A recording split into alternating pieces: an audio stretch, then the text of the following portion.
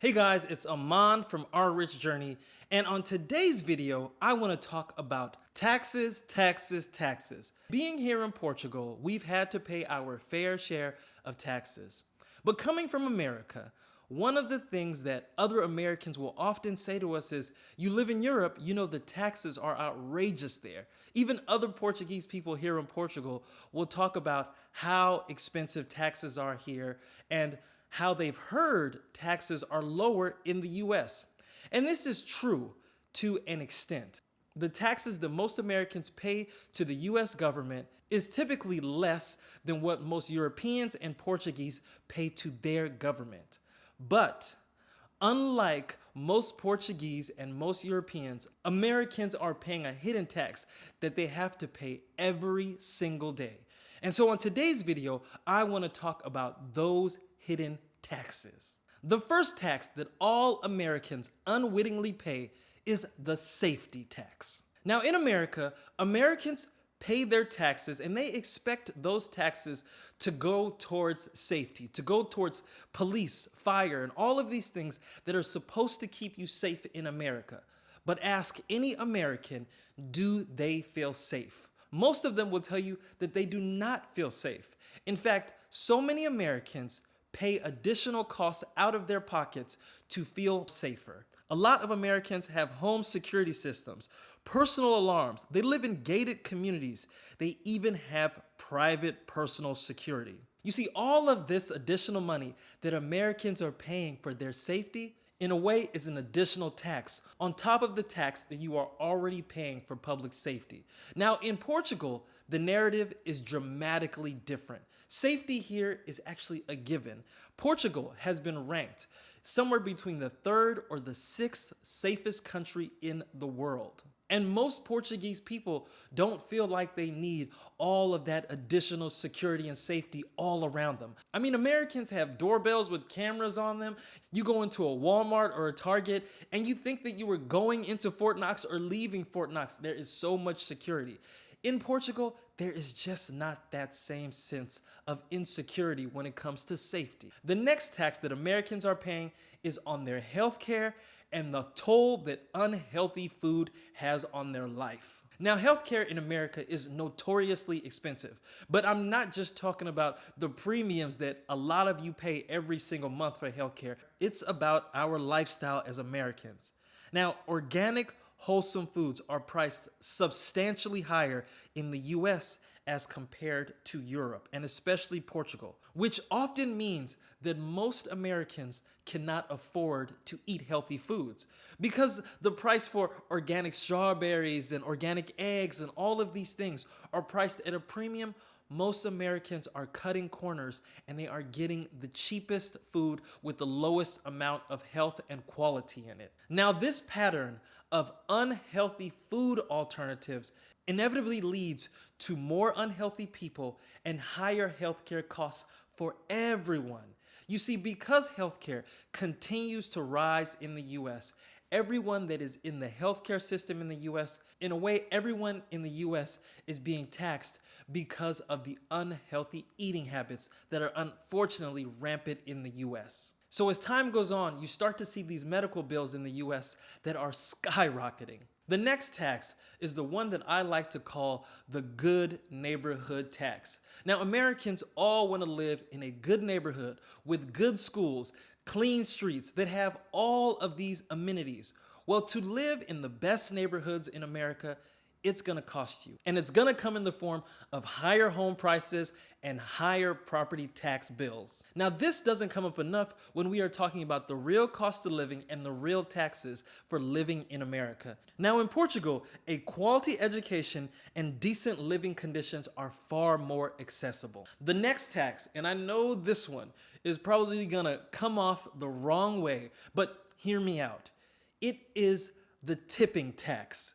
Now, I know that there are people that are adamant about tipping because if you are from the US and if you have ever worked in the service industry, you know that those tips really make up a good portion of your salary.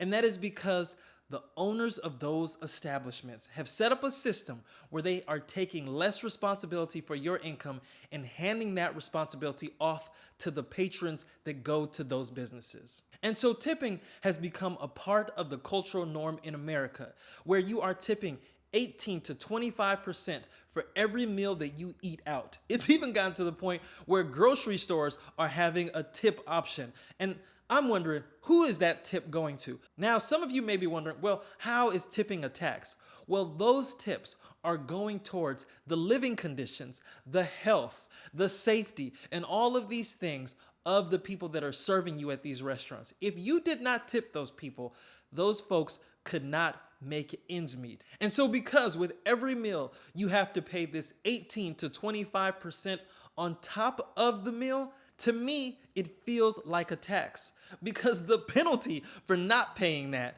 at any restaurant, the looks, the stares, the shaming, I mean, you're not gonna go to jail for it or anything like that, but the idea is that culturally, it is a terrible, terrible thing to not tip in the US. Now, on the other hand, in most European countries, including Portugal, tipping is not the norm. If you tip, it's a bonus. It's welcomed, but it is not expected. And so my question to you is, how much is this cultural difference costing Americans? And do you feel like it's actually a tax or some sort of philanthropy? The next tax is going to surprise you, and I call it the police ticket tax. Now, if you are in the US, at some point or another, you've gotten some sort of parking ticket or a fine. And many of you probably get this at least once a year. You probably have to come out of your pocket $200 or $300 because you parked accidentally in the wrong spot. You went over the speed limit, but you happen to be caught in the radar gun of a police officer. Well, you're gonna have to pay that ticket. And in the US, those tickets can be very, very expensive. Now, in my mind, this feels like a surprise tax that suddenly dips into your pocket. Now, in Portugal, traffic enforcement does exist, but it strikes a more lenient, less punitive tone. And even when you do get a traffic ticket, the traffic fines are not steep. They are relatively affordable. I mean, I got a parking ticket in Nazaré sometime last year, and the ticket was only €5. Now let's talk about the last tax. And I think this is the most expensive tax of them all. It is the mental health tax. Now, the taxes that we've talked about thus far, they've all been financial taxes.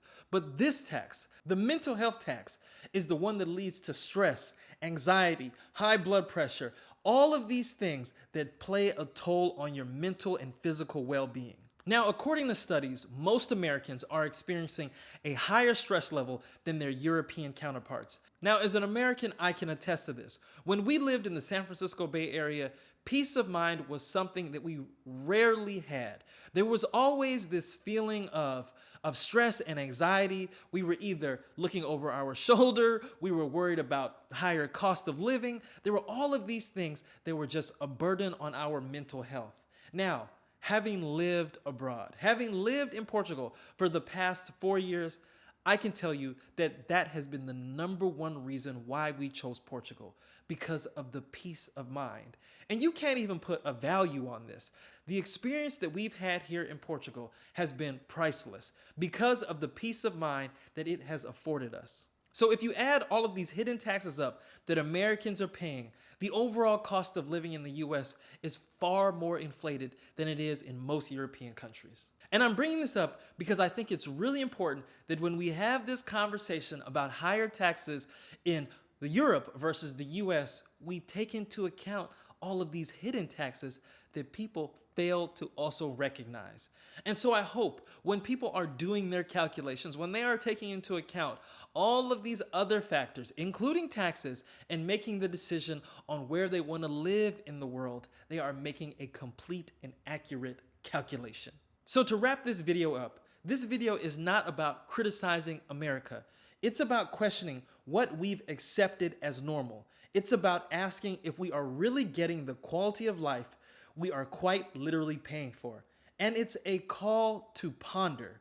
Could life be richer, fuller, and less taxing elsewhere?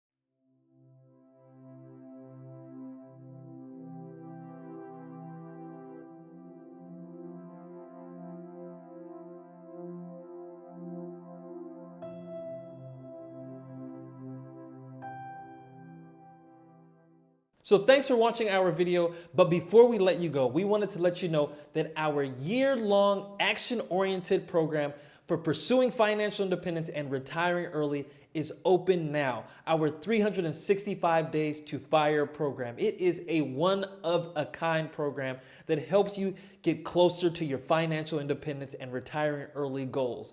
And so if you are interested in this program, please go to 365daystofire.com and check out everything that this program has to offer. Yes, please check it out. We're so excited to be going into our third year of this program. As part of the program, we have exciting in-person meetups here in Portugal. We have people break up into smaller accountability groups and do activities with their groups. You have daily FIRE tasks. You have plans that you create. You create an entire FIRE plan that includes your stock investing plan, your real estate investing plan, your estate plan, your side hustle plan. Every single plan gets accumulated into your FIRE plan. And we also have a coaching plan as part of this program where you can get feedback from us. We review your plans and you can ask us any of your FIRE related questions. So again, if you are interested in signing up for this program, enrollment is open now. You can go to 365daystofire.com